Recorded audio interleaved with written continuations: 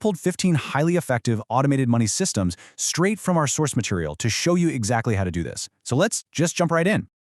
Seriously, just imagine waking up tomorrow morning and realizing that most of the money moving through your life doesn't even need your permission anymore. Your paycheck hits, and boom, almost instantly, money drops into your investments, your bills are paid, your savings get a bump, and your debt shrinks. And all of this goes down before you've even brewed your morning coffee. I know, it sounds a bit like magic, right? But as you'll see, it's really just good design. See, the core problem we all face is that managing money usually relies on making constant, daily decisions. Every month turns into this stressful negotiation between what you know you should do and what feels good right in the moment. Basically, you're trying to power your financial engine with willpower. But here's the secret. Willpower is a terrible power source. It gets tired, it gets emotional. Systems, on the other hand, they never get tired. They run endlessly, logically, and automatically without a single complaint. That's exactly why some people seem to build wealth almost by accident. They aren't necessarily financial geniuses. They've just quietly built these automated flows. All right, phase 1, protecting your money. Let's start building your defense. Think of these first few systems like invisible bouncers standing at the door of your bank account, keeping your money safe from, well, you.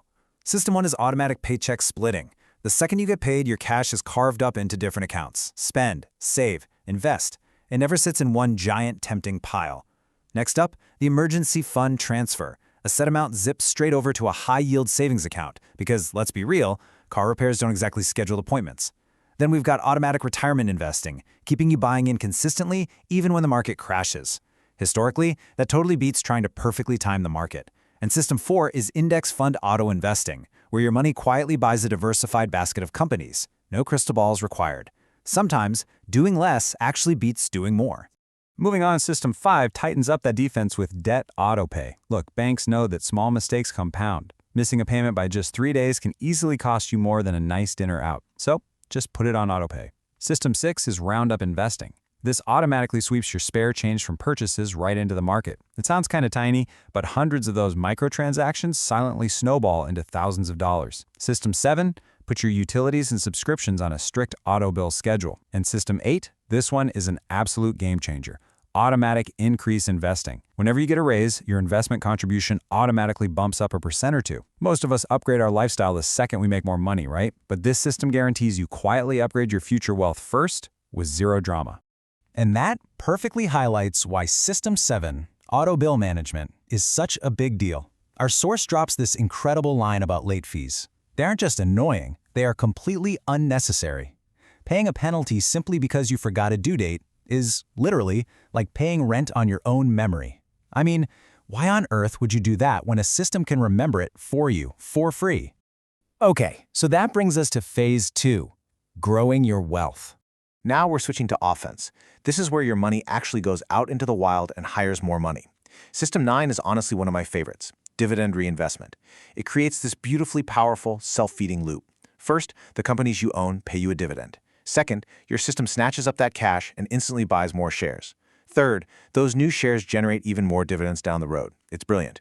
Your money starts hiring more money and the compounding happens entirely in the background. Let's look at Systems 10 through 14, which handle the more complex flows. System 10 is auto business reinvestment. This is where business owners automatically commit a fixed percentage, say 10%, straight back into growth, which completely removes those stressful emotional debates. System 11 is real estate reserves. Savvy landlords know to automatically separate maintenance funds because roofs leak and water heaters die. The building always wins that argument.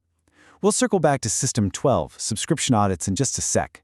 System 13 is tax withholding optimization. Look, getting a massive tax refund might feel awesome, but you basically just gave the government an interest-free loan.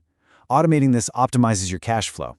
And System 14 is auto charitable giving, ensuring every single dollar gets a specific job, because intentional money always outperforms random money. So let's jump back to System 12 for a minute, the subscription audit. This uses software to automatically scan your accounts to flag those recurring charges. You know, like that aspirational gym membership you haven't swiped since 2021, or a streaming app you totally forgot about. Modern finance has essentially birthed this strange, slightly predatory business model where companies charge you tiny amounts and just cross their fingers hoping you forget. This automated system actively fights back against that nonsense. And finally, System 15, It all boils down to this one single number, your monthly net worth tracker. Honestly, this might be the most crucial system of the whole bunch. Every month, your assets and debts are automatically tallied into one number that's either moving up or down. As the source points out, it is wild how many people will track their daily calories obsessively but completely ignore their wealth, and then wonder why their finances are drifting. This tracker doesn't change your reality, but it forcibly, undeniably reveals it. Section 3. The boring truth. So we've mapped out all 15 systems, but there's a major, kind of uncomfortable twist about how true wealth creation actually happens. None of these 15 systems are revolutionary. Most of them have been around for decades, and you know what? That is exactly why they work. The uncomfortable truth is that wealth creation is boring. It's predictable. It is completely unsexy. Nobody is going viral on social media showing off their automatic savings transfers, right? The financial industry rakes in billions selling complex forecasts because complexity feels valuable. But real, lasting wealth, it relies on shockingly simple background flows. I just love this analogy from the source material. They compare automated wealth building to financial plumbing. Think about the pipes in your house. When they work perfectly, they just run quietly in the background. They're totally invisible. You don't even spare them a single thought until something breaks. And that is exactly how you want your financial life to be structured. Part 4. The ultimate obstacle.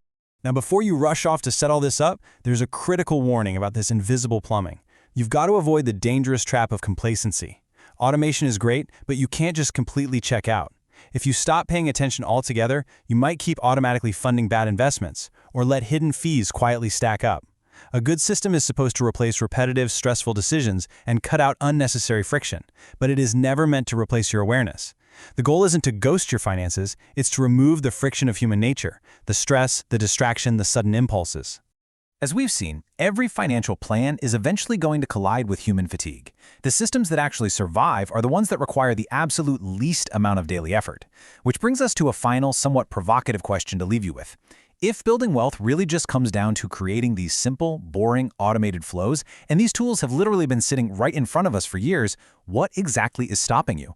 Is it really a lack of information, or is the biggest obstacle to managing our money just ourselves?